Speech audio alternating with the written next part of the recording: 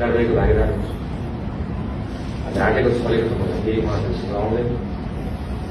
व्यवहारको पाठमा अब यो मन्त्री हुनुभन्दा अगाडि नै कति वर्ष 3 वर्ष अगाडि नै हामीले गरेको व्यवहारहरू आफ्नो व्यवहार त भइ नै हाल्छ। तर यो अनेकौं प्रश्नको पछि पनि उठ्नेवाला छ। जति राम्रो काम गरे त्यति धेरै प्रश्न उठ्छ अरे।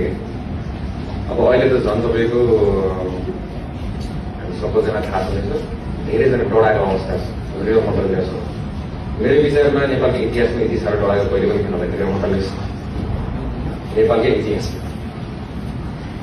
तपाईँले पनि सानोसँग मैले गृह मन्त्रालयको कर्मचारी भन्नु पनि पाउनु भएको छ। सेक्युरिटी फोर्सेसले पनि हाम्रो सभामुखको समेत टिकट काट्नु मौका पाउनु भयो। यो पनि इतिहासको पहिलोचोटि थियो। सिंहदरबारभित्रै आएर टिकट काट्नु ठुलो कुरा थियो। प्रहरीकै टिकट काटेको पहिलोचोटि हो। यसलाई नै भन्छ सुशासन। दिदीको शासन यही नियम कानुन सबैलाई लाग्छ भने हामीले देखाइदिएको एउटा ठुलो इक्जाम्पल सेट गरेको छौँ। ठुलो यसलाई इक्जाम्पललाई चाहिँ प्लिज कन्टिन्यू गरिराख्नुहोस्। सबैको लागि समान हुनु पर्यो, काखा पाखा हुनु भएन। आफ्नो पर्फर्मेन्सलाई कुनै